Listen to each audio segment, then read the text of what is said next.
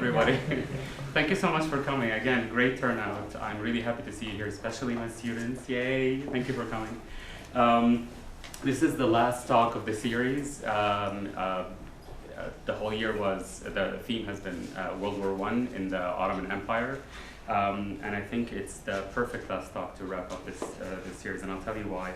First of all, let me tell you, my name is Mustafa Minawi. I'm an assistant professor in the Department of History, and I'm the director of the Ottoman Turkish Studies Initiative, OTSI. If you indulge me, I would like to read really a very brief quote from Eugene Rogan's brand new book. It just got reviewed in the New York Times over the weekend, Mazel's. I'll explain why I'm reading this paragraph, and it's from the preface.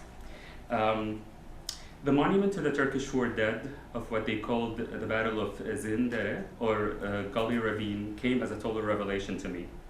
While my great-uncle's unit had suffered 1,400 casualties, half its total strength, and British losses overall reached 3,800, as many as 14,000 Ottomans fell dead and wounded at Gully Ravine. The Nuri Yamut monument is the mass grave of those Ottoman soldiers interred under a common marble tombstone inscribed simply Şehitlik, or Martyrdom, 1915. All the books I had read on the Cameroonians treated the terrible waste of British life on the day of my on the day that my great uncle had died.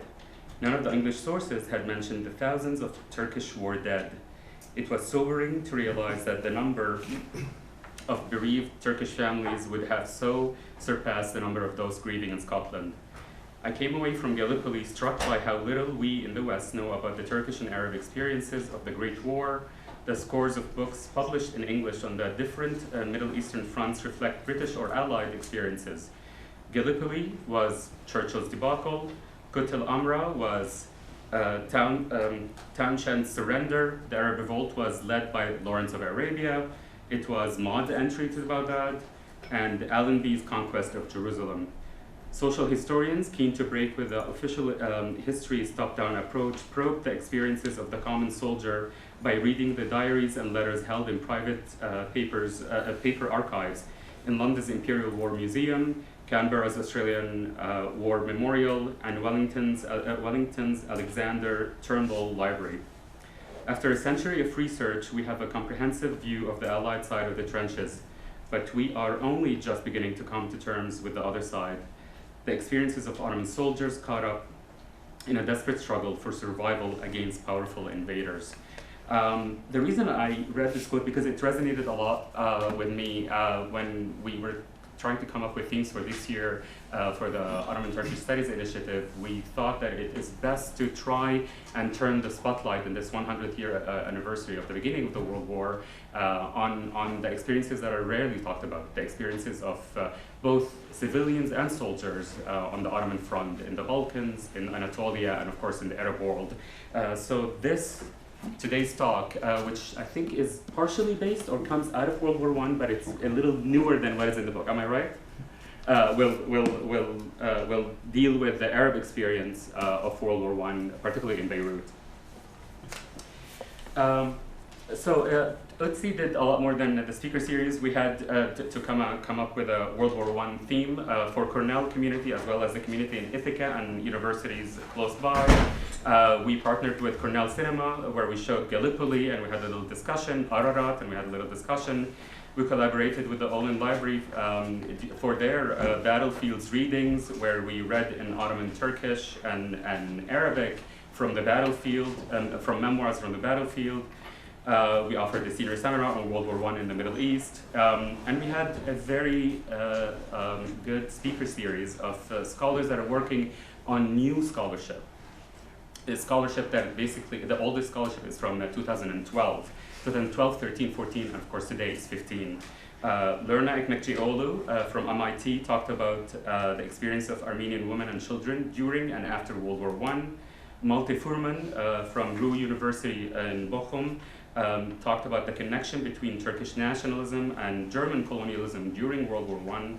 Yücel Yanıkdağ from Richmond talked about the concept of sacrifice and manliness amongst Ottoman soldiers during World War I. A couple of weeks ago, Fatma Müge Göçek talked about the denial of violence of the Armenian genocide in the Ottoman Empire and Turkey. And today, last but of course not least, we have Professor Eugene Rogan joining us from Oxford to talk about the Arab experience in World War I, particularly in Beirut. Before I properly introduce Professor Rogan, I would like to thank the co-sponsors. Of course, we have the Einaudi Center. Most of the programming that we were able to do was due to a generous grant from the Einaudi Center for International Studies, a seed grant. We also, of course, the Cornell Institute for European Studies, which is the mothership that OTSI belongs to. We also had great support for the Near Eastern Studies Department, as well as from the German Studies Department and FGSS. A quick mention of next year, 2015-16, the theme will be Law in the Ottoman Empire, which will be in partnership with the law school. And we are holding a conference, OTSI, Ottoman Empire, Law School, and Cornell Medical Center to discuss the current refugee crisis in the Middle East and, of course, in the Mediterranean, where focusing on the health aspects of it. A lot of the refugees are in Turkey, which is why I'm involved. But now, allow me to introduce Professor Eugene Rogan. Eugene is the director of the Middle Eastern Studies, Middle East Center at St. Anthony's College at the University of Oxford. He taught at Boston College and Sarah Lawrence College before taking up his post in Oxford in 1991, where he teaches the modern history of the Middle East. He is the author of The Arabs, a history. It came out from Penguin in 2009, which has been translated into 10 languages and was named one of the best books of 2009 by The Economist, The Financial Times, and Atlantic Monthly. His earlier works include Frontiers of the State in the Ottoman Empire, 1999, for which he received the Albert Hourani Book Award of the Middle East Studies Association of North America, and the Köprülü Prize of the Turkish Studies Association. The War for Palestine, Rewriting the History of 1948, which came out in 2001. And of course it's printed on one. Last but not least is the newest book, which is The Fall of the Ottomans, The Great War in the Middle East, by Basic Books, which came out really in March. So it's brand new. I wanted to really give a warm welcome for Professor Rogan because he traveled a very long and arduous way to get here. The flight to Newark was fine. His other flight got canceled, so he had to stay in Newark overnight. His morning flight got canceled, so he had to drive, and he arrived about half an hour ago, and here he is giving a talk. So please give him a warm welcome.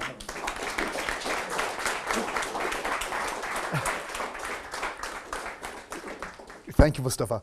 I know there's usually an adrenaline rush before you stand before an audience and deliver, but I've lived today in such a state of heightened anxiety that just to be here with you and to see all of you here, I can just feel myself beginning to relax. So if I start getting soft around the edges, forgive me. I am delighted to be here. This is, I hate to admit, my very first visit to Cornell. And yet, to mark the occasion, I was kind of excited about getting to speak here. And so instead of recycling one of a number of lectures that I've been giving over the past year, I wanted to do something new.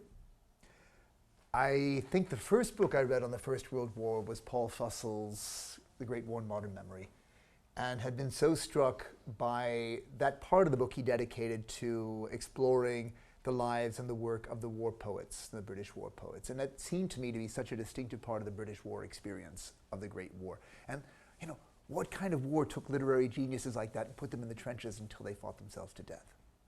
I thought it was distinctly British.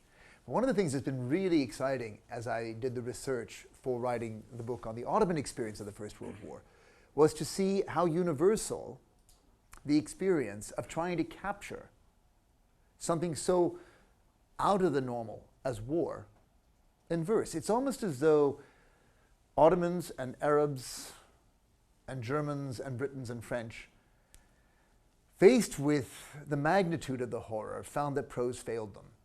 And for those who had an education, poetry would have played such a big part in it, that whether they were good at it, most of the time they were actually quite terrible at it, it's quite striking how many people on both sides of the trenches try to capture the experience in poetry. And so I've been making the kind of literary experience, the Arab and Turkish literary experience of the war, a sideline of my research and something I wasn't able to work into the book. And tonight's lecture comes from a play that I've read since completing the book. This is sort of a treat I gave myself. And so if you find me leaning on my text a little bit more than usual, it's because I'm refamiliarizing myself with my own reading of this play. Now, Hegel remarks somewhere that all great world historical facts and personages occur, as it were, twice, Marx famously wrote in the preface to the 18th Brumaire of Louis Bonaparte. He has forgotten to add, the first time as tragedy, the second as farce. Well, for 2 nights in 1919, the people of Beirut relived the tragedy of the Great War for the second time as melodrama.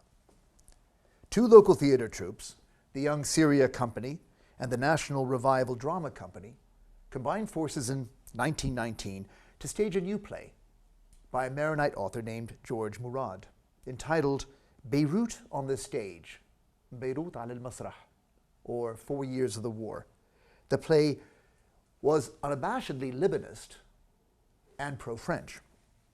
The author dedicated the work to Naum Bachous, who he claimed served the 4 years of the war as the sole link between the French government and the Lebanese people.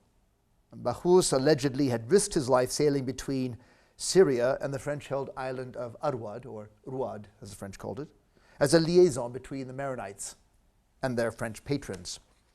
After the war, Bachous made common cause with such Maronite luminaries as Émile Eddé, Michel Chiha, Bishar el-Khouri, and Alfred Nakash in founding the Parti du Progrès, the Progress Party, quote, for Lebanon with France. There's the motto of the party. It tells you everything you need to know about the politics of these men.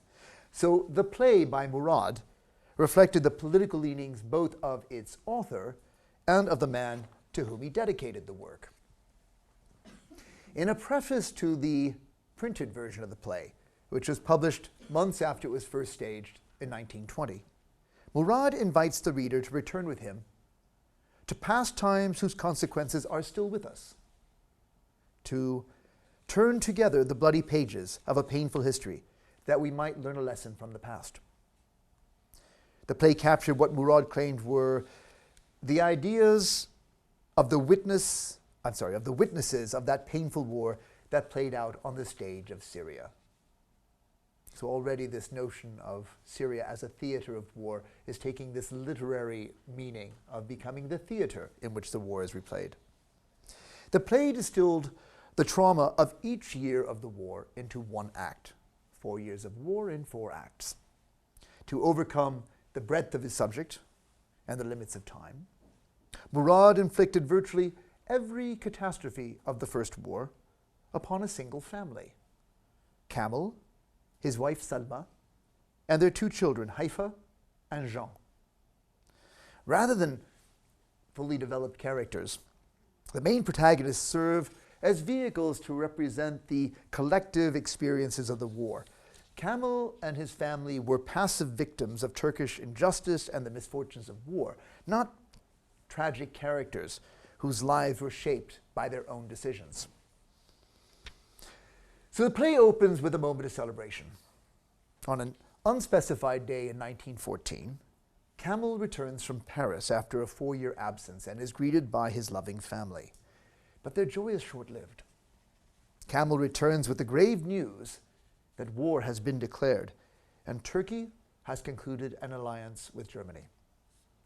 Time has been compressed and the events of 1914 unfold as if on a single day. The abolition of the capitulations, the closure of leading Beiruti newspapers, Cemal Pasha's appointment as Governor General of Syria, the Ottoman entry into the war, conscription and wartime requisitioning are all revealed on the day of Kamel's return. And to crown off the tensions, Kamel is carrying a secret letter that will spell the family's undoing. Now here I'd like to make a digression and fill in a little bit of the background here on the rise of Arabism. Now, the Unionist government, that is to say the government of the Committee of Union and Progress that came to power, in the years following the 1908 Young Turk Revolution, had adopted a number of policies intended to combat the centripetal forces that were pulling the Ottoman Empire apart and to help govern it more efficiently. The rule of law, including such unpopular measures as taxation and conscription, would be applied with equal rigor across all provinces of the empire without exception. And all Ottomans would be pressed into using Ottoman Turkish in their official interactions with their state.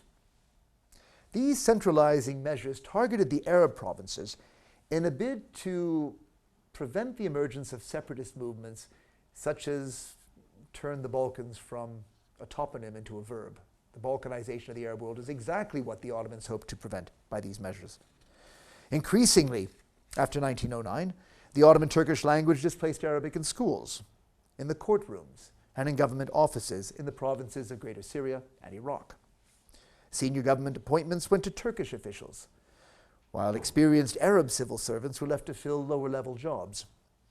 Predictably, these unpopular measures drove many loyal Arab subjects, disappointed by the authoritarian turn of Young Turk rule, to form civil society organizations to combat what they called Turkification, and to promote Arab culture and Arab values within the Ottoman Empire.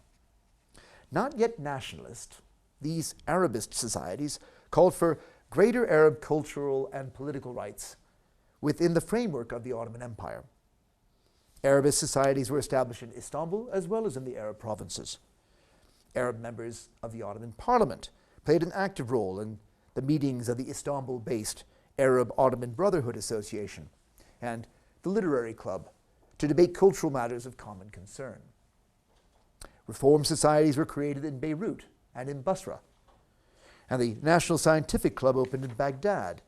These societies met openly, with the full knowledge of the Ottoman authorities, and came under the full scrutiny of the secret police. One of the most influential Arabist societies was established beyond the reach of Ottoman censors and police.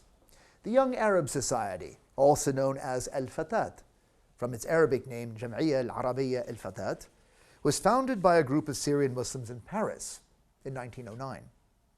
Al-Fatat sought Arab equality within the framework of an Ottoman Empire reconceived as a binational Turco-Arab empire on the model of the Austro-Hungarian Habsburg Empire. As Tawfiq al-Natur, one of the founders of the party, recalled, all that we as Arabs wanted was to have the same rights and obligations in the Ottoman Empire as the Turks themselves, and to have the empire composed of two great nationalities, Turk and Arab. The Unionists viewed the proliferation of Arabist societies with mounting concern. At the height of the Balkan Wars, the Young Turks were in no mood to compromise with demands for decentralization and dual monarchies. When in February 1913, the Beirut Reform Society published a manifesto calling for administrative decentralization, the Ottoman authorities clamped down. On April 8, 1913, police closed the offices of the Beirut Reform Society and ordered that organization to disband. The influential members of the society called for a citywide strike and organized petitions to the Grand Vizier protesting the closure. Several society members were arrested for agitation, and Beirut entered a period of intense political crisis that lasted 1 week until the prisoners had been released and the strike brought to an end. But the Beirut Reform Society never reopened its doors, and its members were forced to meet in secret as Arabism went underground. Faced with mounting Ottoman opposition, the Arabists took their cause to the international community. Members of Al-Fatat in Paris decided to convene a meeting in the French capital to enjoy the freedom to discuss and debate politics without fear of Ottoman repression, and to raise international support for their demands. Invitations were dispatched to Arabist societies across the Ottoman Empire, in Egypt, Europe, and the Americas. Despite the best efforts of the Ottoman ambassador to Paris to force the closure of the meeting, 23 delegates, 11 Muslims, 11 Christians, and 1 Jew, arrived in Paris to take part in the First Arab Congress, which opened before an audience of 150 observers on the 18th of June, 1913. Now, the Young Turks dispatched their Secretary General, Midhat Shukru, in a damage control exercise to try and engage Congress delegates in negotiations towards an agreed reform agenda. But the Ottoman mediators managed to conclude a reform agenda that went some way towards addressing the resolutions of the Arab Congress. The Paris Agreement offered to expand Arab participation in all levels of Ottoman government, to extend the use of Arabic language, and confirmed that soldiers from the Arab provinces would serve in nearby countries. The Porte invited delegates of the Arab Congress to Istanbul to celebrate this agreement. The 3 delegates who accepted the invitation were given a warm reception in the imperial capital, where they met with the Sultan Mehmed Reşat, the Crown Prince, the Grand Vizier Said Halim Pasha, and the ruling triumvirs Enver, Talat, and Cemal. They were hosted to lavish dinners and exchanged warm words of Turkish-Arab brotherhood with men at the highest level of the Ottoman government. But as Tawfiq el-Suwaidi, a delegate to the Arab Congress from Baghdad, recalled, those familiar with the internal state of affairs in the Ottoman Empire were of the belief that these phenomena were nothing more than a stalling maneuver, and when the time was right, a means of bearing down on those who had organized the Arab Congress. And as Suwaidi suggested, with the benefit of hindsight, he wrote his memoirs a long time after these events, the organizers of the Arab Congress were marked men.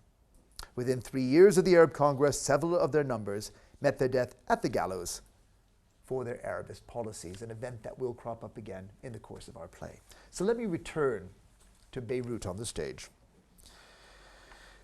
Arabists in Paris entrusted Kamel, the paterfamilias, with a letter addressed to the president of the banned Beirut Reform Society, whose offices, as I said, had been closed by the Ottoman officials in April of 1913. Kamel asked his daughter's fiancé, Fuad, to deliver the compromising document, and Fuad agrees to the dangerous mission rather than refuse a request from his future father-in-law. On his way to deliver the letter, Fuad learns that the Ottoman authorities had just seized the files of the French consulate in Beirut. Fuad knew that the French held letters that would compromise the members of the Reform Society and return to Kamel's home, the letter still undelivered. He finds Kamel deep in conversation with Kamel's brother Yusuf, who was also a member of the Reform Society. Yusuf takes the letter from future son-in-law Fuad and pockets it. Moments later, the police enter, find the compromising letter, arrest Kamel, the paterfamilias, and his brother Yusuf. The curtain falls on the distraught family, who lose their head of house on the very day of his return from Paris. Act 2 opens in 1915. Kamel has been exiled to Ceyhan in Anatolia, a fate that befell many Syrians and Lebanese of dubious loyalty to the Ottoman state. Kamel's brother Yusuf is in yet more danger. He has been put on trial by military officials in a tribunal convened in the Lebanese mountain town of Alay to judge Arabists charged with treason. And Kamel's wife, Salma, has contracted typhus, a disease that swept the Ottoman Empire right through the years of the war, and is bedridden, hovering between life and death. Shortage stalks Beirut. Their daughter Haifa can buy no flour in the markets. The government is forcing its subject to convert their gold coinage into paper money that merchants refuse. Here again, you get the condensation of a whole year's events into a single day. But to a Beiruti audience, these hardships of war no doubt would have merged together in memory, just as they had in the script. The venality and the cruelty of the Turks emerge as a dominant theme in the second act. Do you want to have a seat? No, I'm fine. Are you sure? Because there's plenty of room up here. Okay. Thank you. No worries. Health officials from the Red Crescent insisting Kamel's wife, Salma, who's got typhus, be quarantined in hospital, only relent when they're offered a bribe. Why didn't you speak to us in this language before? They asked Fuad, who was acting on behalf of his fiancé's family in making the bribes. Another team of officials arrive, demanding the women of the house undertake forced labor sewing sacks for the government. A group of surveyors then enter the house to advise the family that their property has been slated for demolition by the municipality to enable them to widen the street.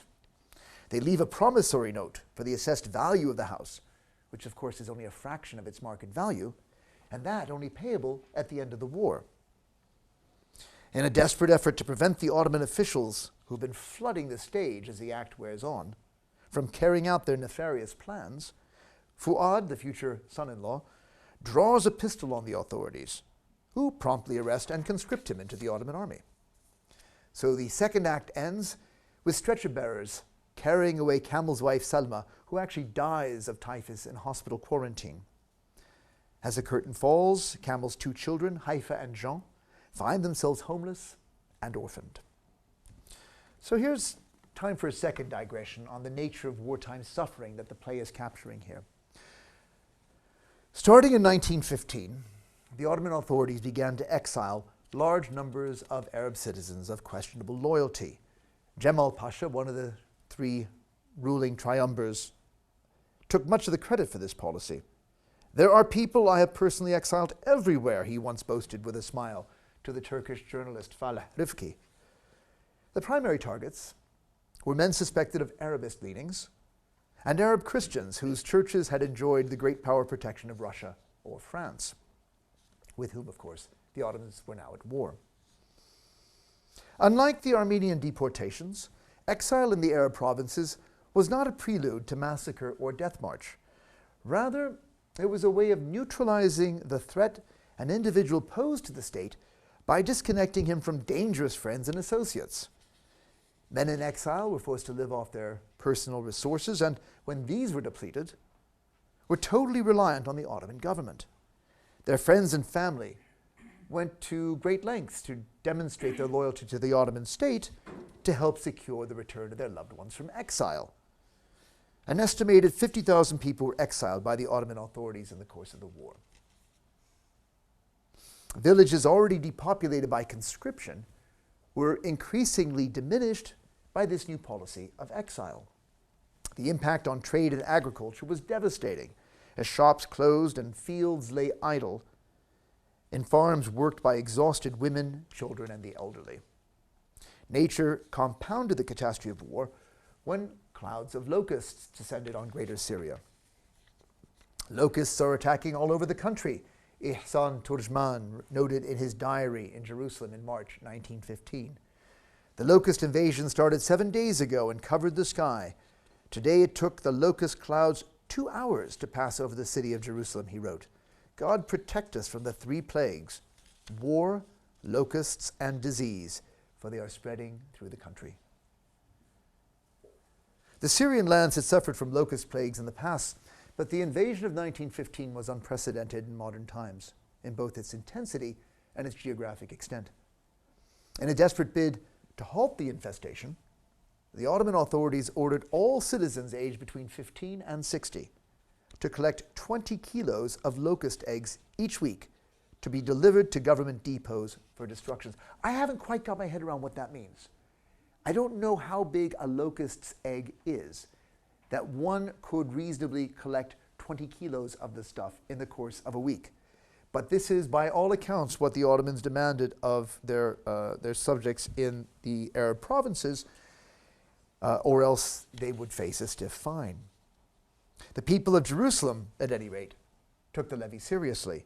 6 weeks after the locusts first appeared, Ihsan Turjman, whose diary I just quoted, this is from Selim Tamari's Year of the Locust, which is available in a wonderful English translation, one of the few sort of documents we have from the Arab Ottoman experience of the war. Anyway, 6 weeks after the locusts first appeared, Turjman noticed that the shops in Jerusalem were closed, quote, since most people were out collecting locusts' eggs. Again, 20 kilos of eggs. I'll bet the shops were closed. Government measures were totally inadequate to contain the locust threat. Clouds of the insects continued to ravage farms and orchards through the summer months and deep into the autumn. Harvests were ravaged, with regions of Syria reporting losses ranging from 75 to 90% of their crops. What survived the locusts, of course, went to feed the army. or was hoarded by the fortunate few. The inevitable result was a critical food shortage. Hunger began to spread across the towns and villages of Palestine, Syria, and Lebanon. By December 1915, there was no flour in the markets of Jerusalem. "I haven't seen darker days in my life," Ehsan Turjman recorded in his diary. "Flour and bread have basically disappeared since last Saturday. Many people have not eaten bread for days now." He witnessed crowds of men, women, and children jostling for scarce flour near the Damascus gate. As their numbers swelled, inevitably the mobs broke into fights. "We have so far tolerated living without rice, without sugar, and kerosene. But how can we live without bread?" And of course, the short answer is you cannot. You cannot live without bread. We resume with Act 3. In the third act, the play moves from the relative comfort of the interior of Kamel and Salma's middle-class home overlooking the sea to the open air of Beirut's central square, known since the Young Turk Revolution of 1908 as Sahat al-Ittihad, or Union Square. It's 1916, and the events of Act 3 would see the place renamed Martyrs Square. It's still known by that name in Beirut today. The act opens with two Arab officers in the Ottoman army discussing the breakdown of order in Syria. Desperate women and children are besieging the bakeries in hunger. Theft is on the rise, and government officials prove the biggest thieves of all. As Arabs in Ottoman service, the two men resent the privileges reserved for Turkish and German officers. The corrupt Turks and Germans provide comic relief in a play with very few light moments. A Lebanese street trader buys contraband from a pair of Germans who speak Pidgin Arabic interspersed with German words, all, of course, written in the Arabic letters. It made for some challenging reading until I got used to what it was that the playwright was doing here. When the hawker tries to pay for his goods with counterfeit paper money, the Germans refuse. So the hawker takes out a better quality of faked banknotes to conclude the deal to everyone's satisfaction. Two street urchins, observing the transaction, manage to steal the hawker's goods from under his nose. A comic scuffle erupts between the man and two boys, which is resolved by an Ottoman commissaire who expropriates all of the contraband to his own benefit.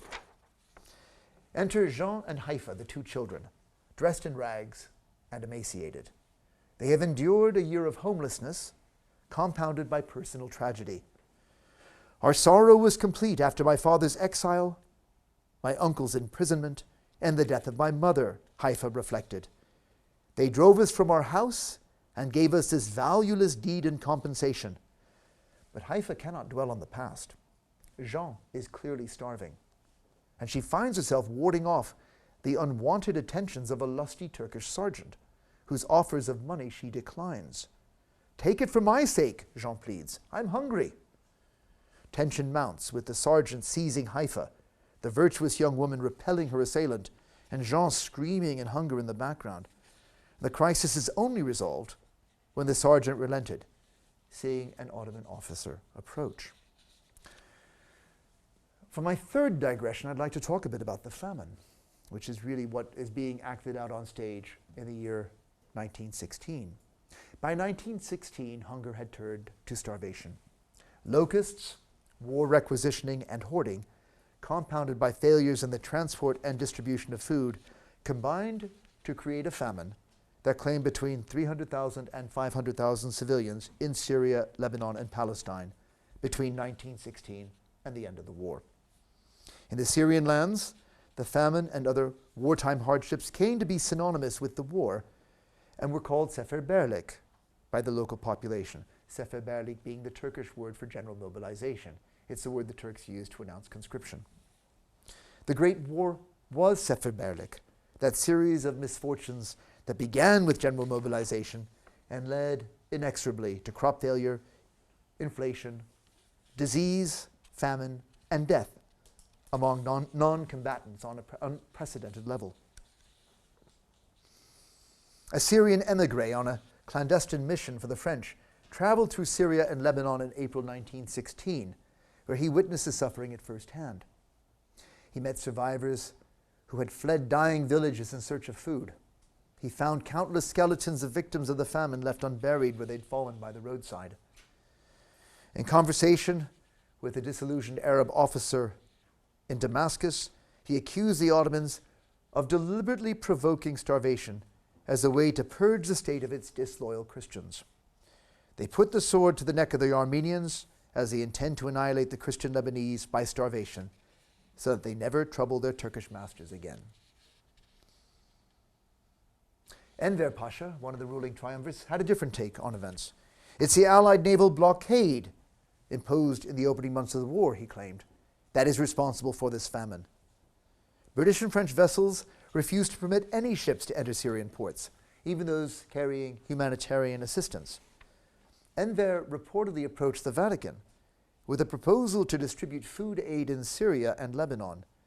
Speaking to the papal envoy in Istanbul, Enver acknowledged the Ottomans did not have enough supplies to feed both the army and civilians in Syria. He urged the Vatican to persuade the British and French to allow at least one ship to deliver food each month to be distributed by any agency the Pope chose to appoint for the task, to reassure the Allies that they weren't giving food that would go to feed Ottoman soldiers. But nothing came of Enver's papal initiative. Like many Ottomans, Enver believed the Allies were deliberately starving the Syrians to weaken resistance to invasion or to encourage rebellion against the Ottoman Empire. And of course, the British and French had a real interest in doing both. We return to Act 3.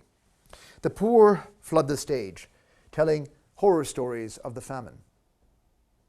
One has been surviving on lemon peel he has gathered from refuse heaps. This is a theme that Michael Gilson had picked up on in his Warlords of the Lebanese Marches and his chapter on Karm Zaytun.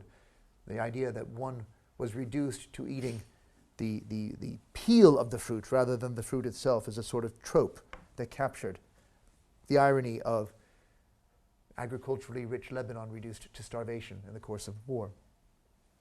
Another tells of women arrested by the authorities for slaughtering and eating their own children. But the worst is yet to come. The authorities are clearing Union Square of all the homeless in advance of the entry of the men convicted by that military tribunal in Alais. So now we resume with another digression of the martyrs of Union Square. In April of 1916, the Ottoman military tribunal in Alais concluded its deliberations. Dozens of defendants were convicted for, quote, treasonable participation in activities of which the aims were to separate Syria, Palestine, and Iraq from the Ottoman Sultanate and constitute them into an independent state. Well, everyone knew that treason carried the death penalty. Many of those convicted came from prominent families and had held high office as members of parliament or in the Ottoman Senate.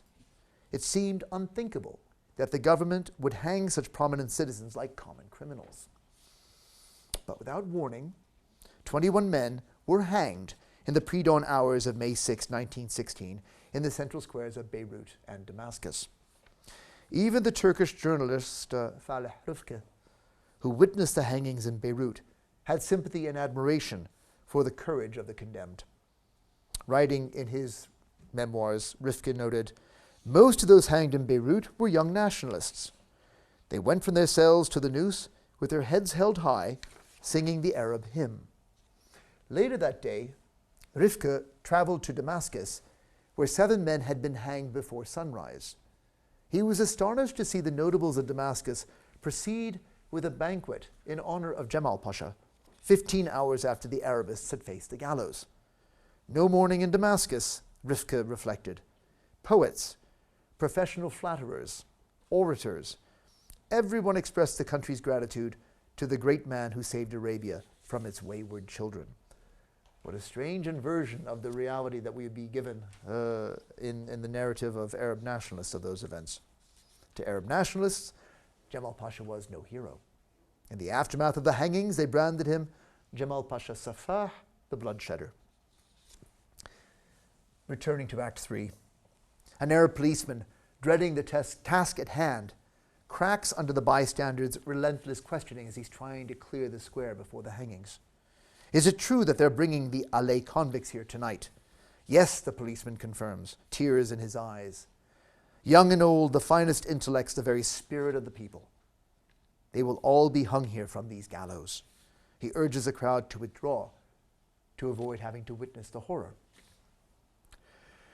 Predictably, the crowd gathers rather than disperses. Many, unaware of the fate that awaits the condemned, hope to catch a glimpse of their loved ones. An old man and his granddaughter appear, looking for his son, her father. The policeman, trying to drive the old man back, asked what business he had with the condemned.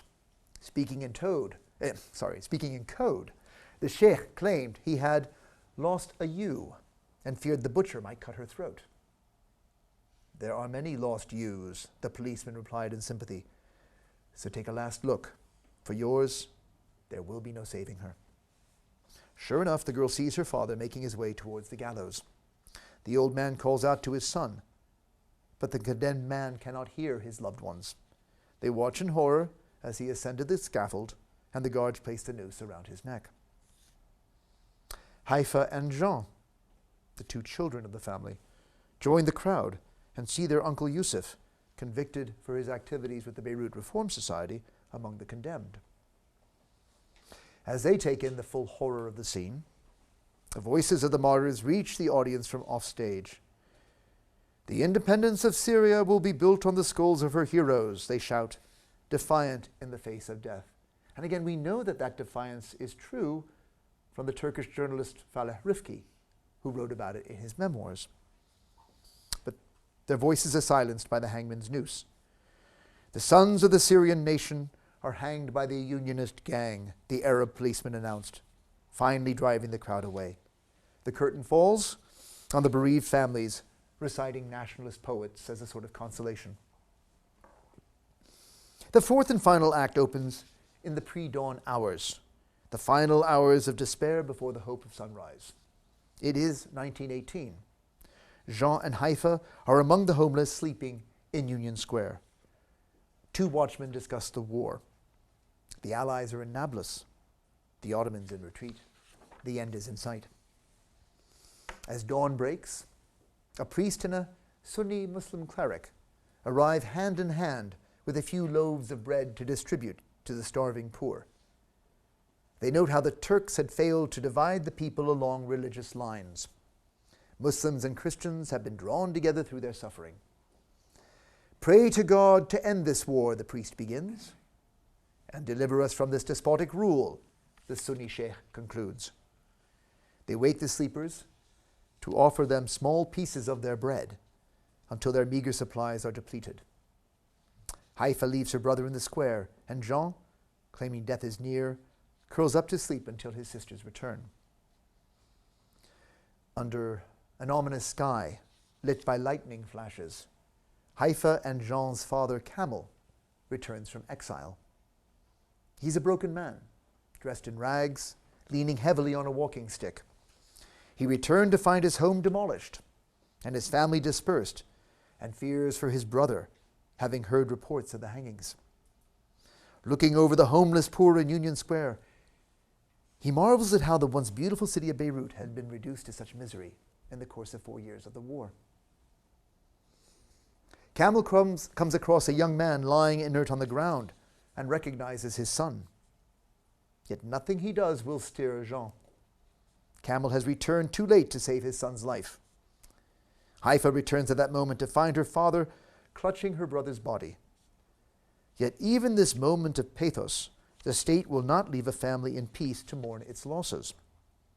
A Turkish policeman appears and insists on taking Jean's body from his family for examination, suspecting Kamel of his own son's death.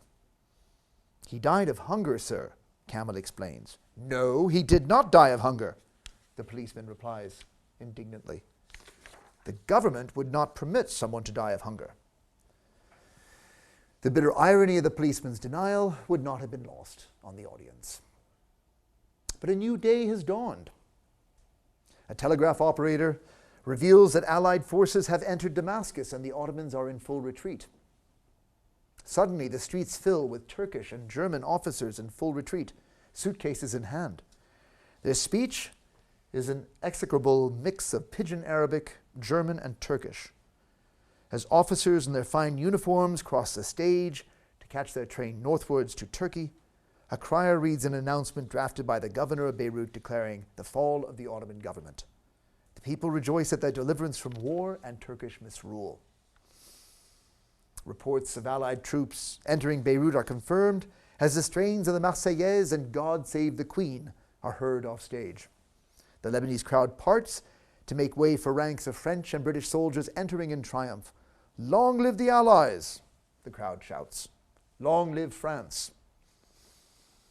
As the Allied troops begin to thin, one Arab volunteer emerges from their ranks. It is Fuad, Haifa's fiancé, who had deserted Ottoman service to serve with the Allies. He sings a sad song of searching for his beloved among the ruins of her home and the deserted streets of Beirut. At that moment, Haifa and her father return from their sad mission to recover Jean's body, and as they draw near the soldier, recognize Fuad. The hardships of the past 4 years dissolve in the joy of their reunion, and the play ends with Fuad clasping the French tricolor to his chest, the Marseillaise swelling in the background. The curtain falls. Now, coming within months of the armistice, the hardships endured by Kamel's family would have been painfully familiar to the Beirut audience who gathered to see the play. They too would have lost family members to exile, famine, and disease, perhaps even to the gallows. At a century's remove, it's impossible for us to know why the war-shocked residents of Beirut would have sought to relive their experiences in dramatic form so soon after the war's end. The playwright Georges Mourad clearly sought to give hope and meaning to the suffering of the people of Beirut through a vision of Lebanon independent of Young Turk rule and under French protection. Of the public reaction to the two performances of the play, Mourad only noted that the noble sons of the fatherland were appreciative. And so one agenda for my research before I do more with this is to go back to the Lebanese newspapers in 1919 and try and find some record of how this play was received. Undoubtedly, there will be reviews of it, but I don't have them for you yet. If the play was a melodrama, recreating the tragedy of war on the civilians of Beirut, what the audiences of 1919 could not have known was the betrayal that France had in store for their political aspirations. In April of 1920, Britain and France confirmed the final distribution of the Arab provinces of the Ottoman Empire at the San Remo Conference. Lebanon and Syria were awarded to France. Palestine and Iraq passed to British rule. Though many in the Maronite community had sought French technical assistance and political support, they somehow expected France to act out of altruism rather than imperial self-interest. As France began to prepare for its mandate over Lebanon, its military administrators started to impose their policies on the Administrative Council in Mount Lebanon. In turn, the politicians in Mount Lebanon began to question the wisdom of seeking French assistance in their project of state building. Nevertheless, French plans for the new Lebanese state proceeded apace. On August 31st, 1920, the frontiers of Mount Lebanon were extended to the natural boundaries sought by Lebanese nationalists, and the quote-unquote independent state of Greater Lebanon was established the following day under French assistance. Yet the more France assisted, the less independence Lebanon enjoyed. By imposing a new administrative structure on Lebanon, France began to shape the political culture of the new state in line with its own vision of Lebanese society. The French saw Lebanon as a volatile mix of communities rather than a distinct national community, and they shaped the political institutions of the country accordingly. Positions within the new administrative commission were allocated by religious community in keeping with the system known as confessionalism. So much for the priest and the Sunni cleric walking around hand in hand, undivided by the hardship of war. They would be divided by the realities of the mandate in Mount Lebanon. Though the French experts believed this archaic system of government best fit the political culture of the country, many Lebanese intellectuals were increasingly uncomfortable with confessionalism and aspired to a national identity. In the newspaper Le Réveil, one journalist wrote, "Do we wish to become a nation in the real and whole sense of the word, or to conserve ourselves as a laughable mix of communities, always separate from each other like hostile tribes.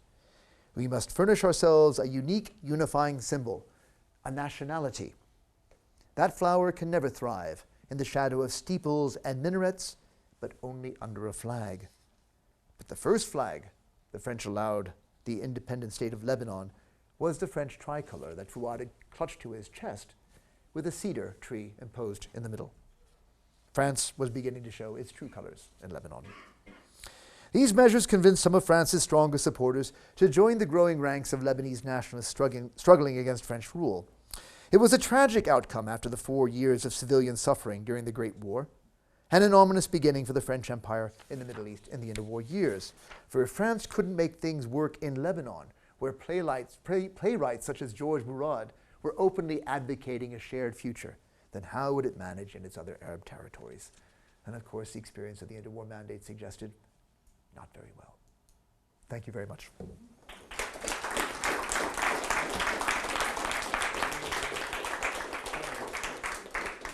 you like to field your own questions, or would I, or should? I'd be very happy to field my own questions.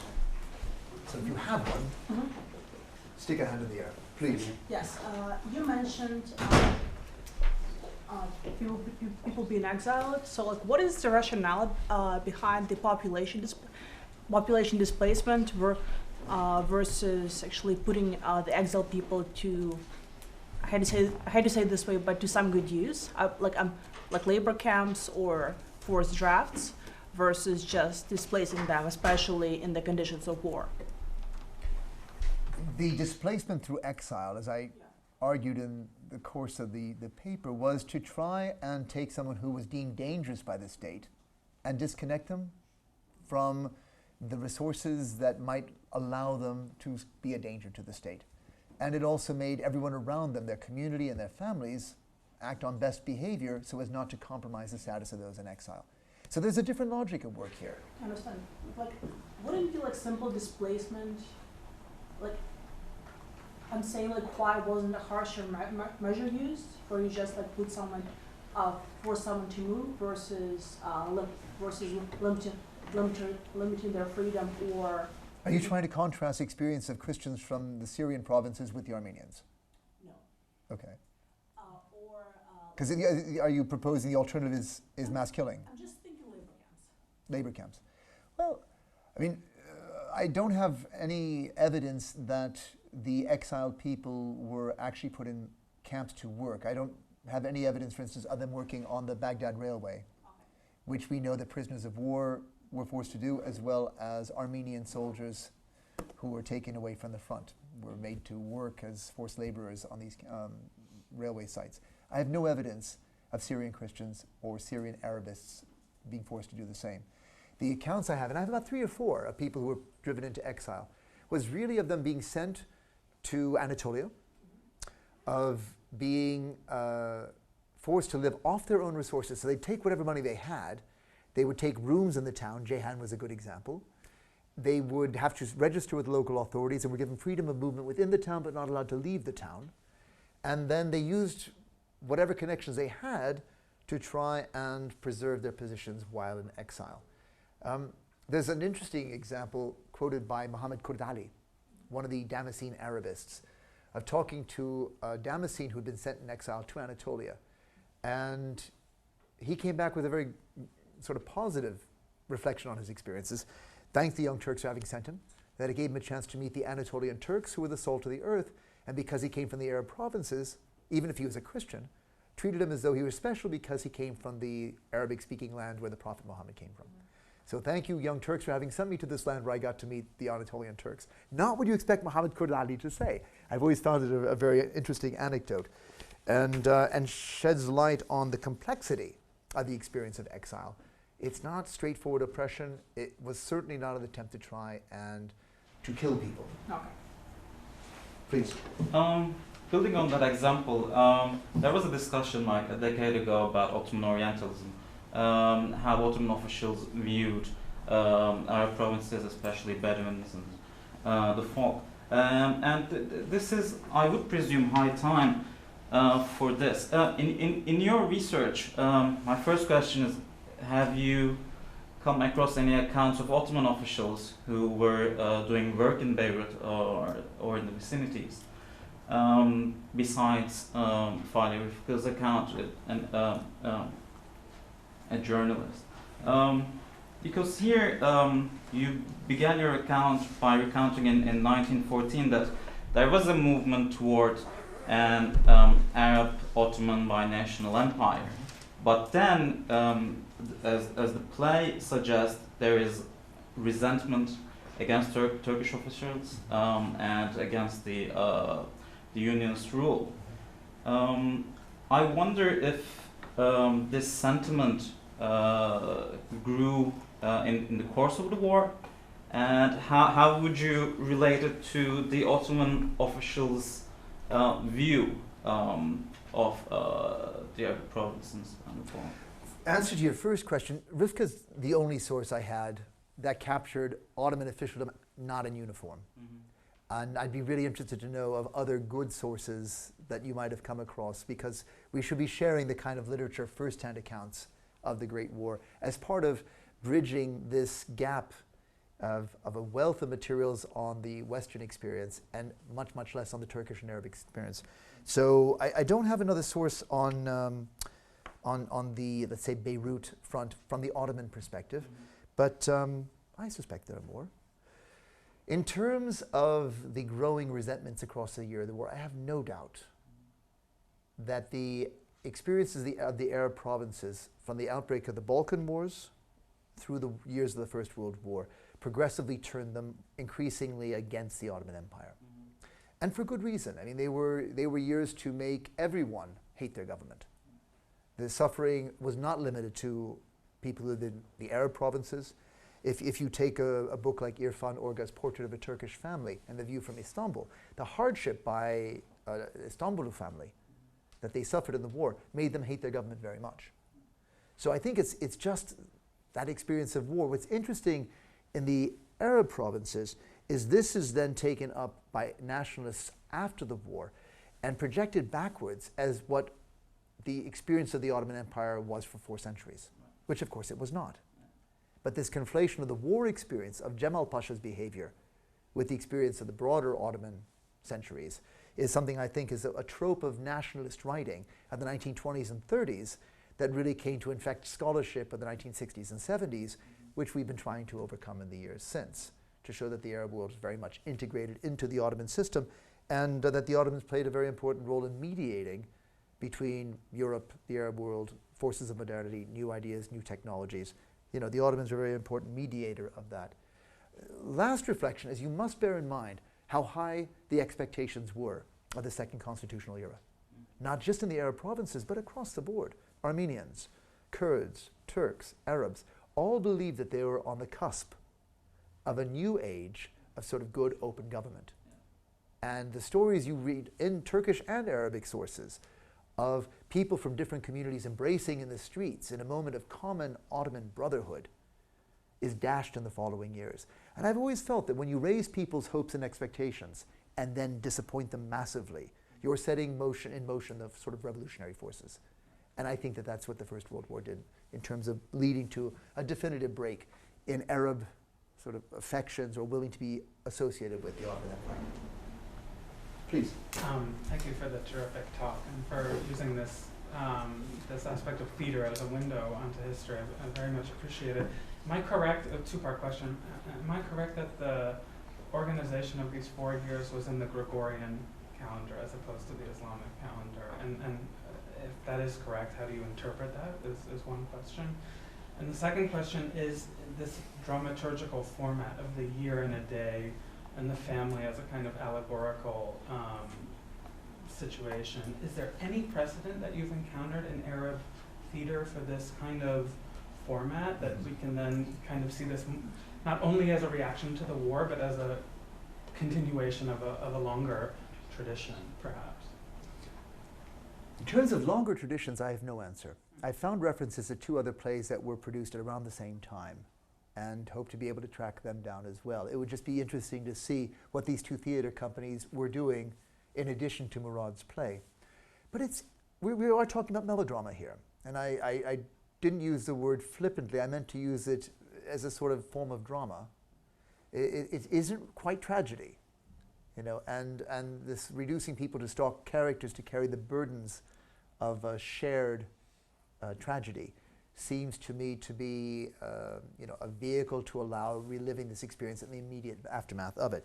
But I imagine there will be quite different ways of capturing the war experience in theater, and I hope to find more examples of this in future research.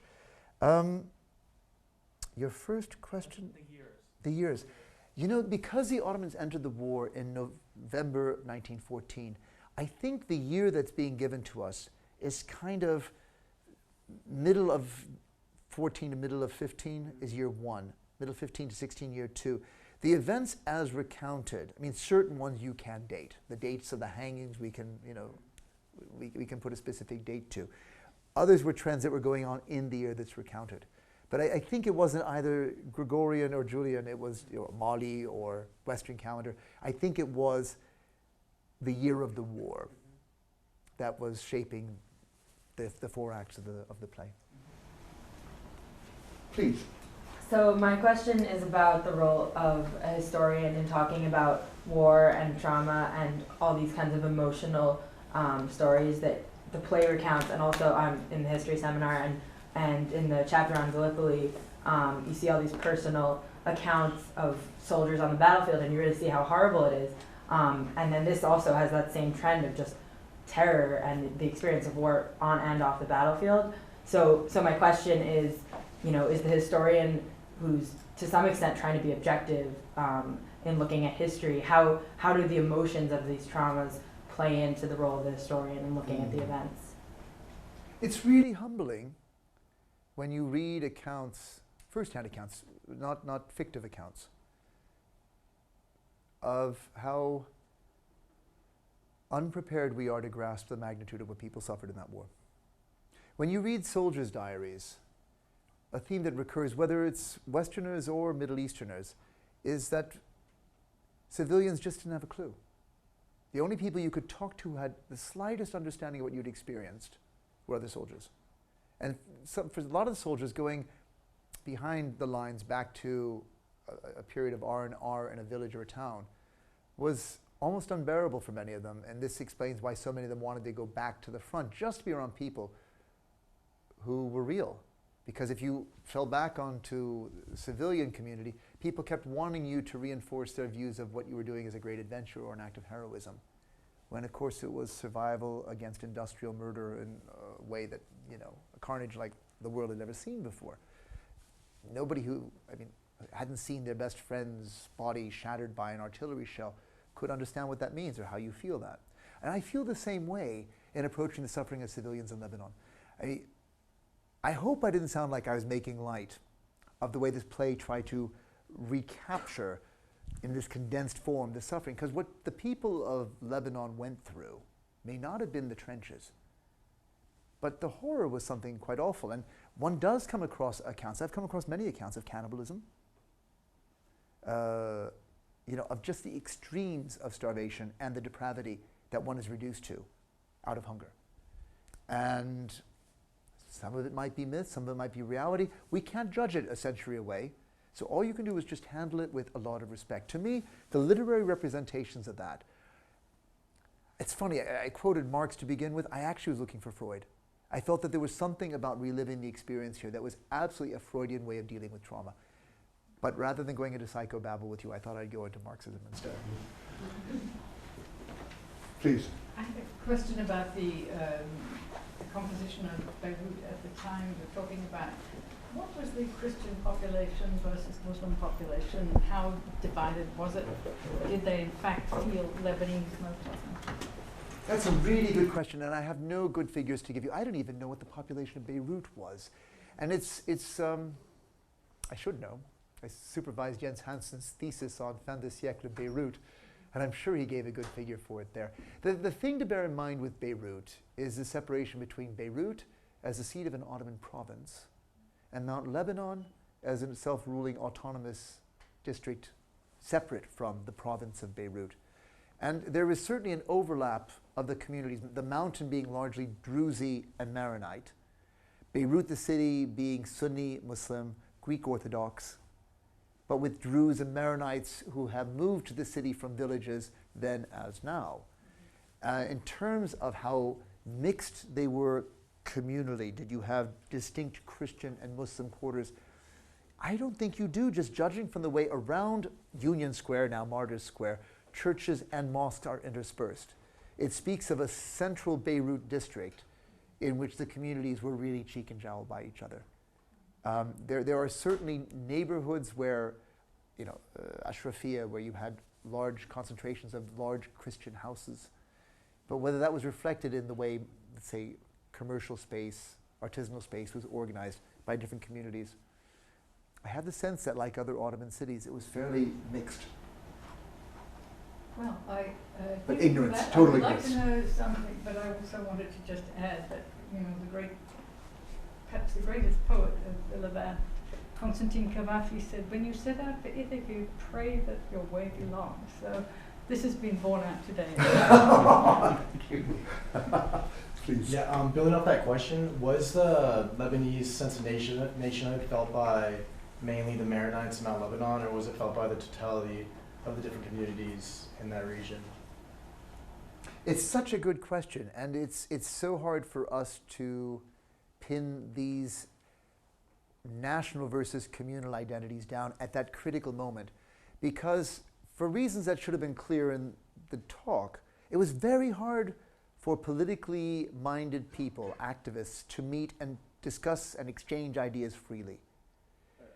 And the moment you did so, not only did you come under surveillance, but by 1913 you faced clampdown.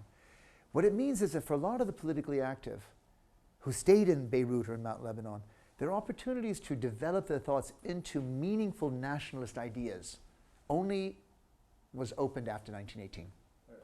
And it came at a moment where Britain and France were already talking about how to divvy this land up. So the window was really short. And we have a number of thinkers. In writing The Arabs, I sort of drew on a young Muslim who was a partisan of Faisal's, who left a really good memoir of those days. He took part in the Arab Congress in Damascus at that time. He had no truck with a Maronite-French partnership. He wanted Lebanon to be part of a greater Syria. At the same time, you had delegations being invited from Mount Lebanon to Paris at a time when they were keeping all the inconvenient Arabs away from Paris. These Lebanese Maronites who were very pro-French were given the red carpet treatment and allowed to make their case to the great powers in Paris, and they were very much calling for a French Christian state in Lebanon. But as I said, I think they lived under this illusion that France really was a disinterested patron who would deliver them the Christian state and then leave them to rule it themselves. It just didn't happen that way. And in the meanwhile, you had very divergent ideas of what Lebanon might be. Between multi-communal, the notion we have to be under a flag, not under the shadow of steeples and mosques, to those who were very communalist and saying, no, this should be a Christian-French joint. But those thoughts were all at their most immature in nationalist terms. They had not had the chance to develop into fully fledged political positions yet. Please. So I want to come back to the pre-war sort of proto-nationalist position you described as being similar to that an aspiration of the Austro-Hungarian Empire. Right. So one of my questions is, in aspiring toward a sort of Turco-Arab condominium, how did these people think about the other Ottoman minorities and their role in that system? What would it be? And then how did that potentially change over the course of the war? I think you mentioned, particularly with regard to the famine, this sense of a sort of kinship or similarity to the Armenians, right, with regard to their suffering. So I wonder if it did change at all, and then how so and why, beyond sort of feeling of suffering itself. I was struck by that reference to Christian suffering, Armenian versus Syrian, because it had always seemed to me that this idea of a Turco-Arab empire had a logic to it, and the dividing line was the Taurus Mountains. That if you cross the Taurus, though you might be mixing with Armenians and Kurds and Turks, their common language was Turkish. And if you came south of the Taurus, though you could be mixing with, Christians, Muslims, Jews, from a wide range of different backgrounds, Bedouin, townspeople, peasants, with different dialects and whatnot, it was still Arabic. And that it was this sort of irredentist separation between a Turkish-speaking area to the north with its different communities. But to see Christianity crossing the Turco-Arab divide of the Taurus in this reflection about suffering in the wartime, I thought was interesting. So, I would like to see a study that compared these politics of dual monarchies, of Arabs trying to model themselves on Austria-Hungary, and how far that thinking went and what their ideas were. Because, they were in a distinct minority in thinking that the Habsburgs had a good model to sell. I think the rest of Europe would have said that of all the empires of Europe, that was the one most likely to come undone at the seams. But there's an interesting story to be told there, and it's not one I've had a chance to develop yet. Well, so I think we okay. Oh, I'm sorry. I was just No, please. Quick question. If I would like you to elaborate more regarding the naval blockade by the Allies. I understand why the playwright would not want to give any credence to that as causing suffering because of the nationalist perspectives or agenda that he has. But what was the effect? In your aside, it sounded perhaps that you downplayed that a little bit, or maybe I misunderstood you. Could you elaborate on that a little bit? Oh, I have no doubt that the naval blockade was a huge contributing factor to famine in Syria in the aftermath of the locust plague. The crop failures that those provinces suffered would have posed a massive humanitarian problem on an Ottoman Empire at peace. But the natural lines of resupply were from the sea. And the alternate granaries would have been in Turkey and in Egypt. And they were closed off to Syria. Through the Black Sea, absolutely. Again, a huge granary. I don't know how much of that was going to sort of Ottoman markets at this time. Their trade was looking very much towards the west. But, yes, in a Mediterranean world at peace, the sea lanes would have been the essential lines for providing for the needs in light of the crop failures that the locust plague had brought about. So it's huge. And I think if you look at Linda Schatkowski-Schilsch's analysis of the famine, she will treat the blockade as one of the critical causative factors. My story about Enver Pasha's Vatican initiative comes from Shakib Arslan's memoirs. Yeah, it's quite interesting. And I stumbled on that one and thought, oh no, I've got to work that one in because it goes against the grain of what both people in the West and in the Arab nationalist reading have said. I don't know how much credence to give it, but Shakib Arslan was himself a Druze from Mount Lebanon. He was sympathetic to the Unionists. He volunteered his services and of his Druze volunteers, but he would not have given an endorsement to a government that was willfully starving to death the people of Mount Lebanon. So he seemed to be saying something that I hadn't seen somewhere else, and that's why. Thank you. Thank you. May I ask the last question? If there's any more questions, please don't let me. I'm not in a rush, so if you have any more, feel free. My question is about Arabs. So Arabs in the Ottoman Empire, particularly during the war, we read, or at least I read, that chapter about the Arab Revolution or the Arab Rebellion. I wanted you to elaborate a little bit because I got a little, as an Ottomanist, I get uncomfortable when Arabs are talked about as being, the union between the Arabists in Syria and the Hashemites in the south, and their kind of combined effort to overthrow an Ottoman rule. How much were they actually separate? How much of the Assyrian Arabs were Ottoman hardcore till the end? Right. I've always been fascinated by the Arabs who weren't seeking independence or who stayed loyal to the Ottomans. And in that chapter, I drew on a couple of memoirs that treated the way in which militias were formed to combat the Hashemites and the Arab revolts on behalf of the Ottomans. So the counter-narrative of Arab loyalism in the face of the Arab revolt. But the thing that's quite striking is that many of the officers in the other secret society. Al-Fatat was a civilian society. There was a military secret society, you probably know it, called Al-Ahad. And Iraqi officers in the Ottoman Empire had played a leading role in the creation of this secret society that was, along with Al-Fatat, one of the two that were most prominent in throwing their support behind the Arab revolt and the Hashemites. They'll also be very engaged in Faisal's kingdom in Iraq, since again a lot of these were military men. There was a real debate among them whether the Hashemites were on the right track or not, because they were advocates of the dual monarchy vision. We're back to the Habsburg Ottoman vision. And they thought the Hashemites were wrong by declaring a revolt against Ottoman rule. Their position had always been you needed to keep the Arab provinces within the Ottoman Empire to protect them from European ambitions. They did not seek the independence of the Ottoman territories because they feared that European imperial powers would gobble them up if they came out of the umbrella of the Ottoman state. So many of them just didn't want to join the Arab revolt because they felt it was wrong-headed to revolt against the Ottomans. So that narrative doesn't get drawn into this discussion of everybody falling in behind the Hashemites. And there's a guy named Muhammad Ali Ajluni who wrote a very good memoir. And he captures the debates that he and his fellow officers had.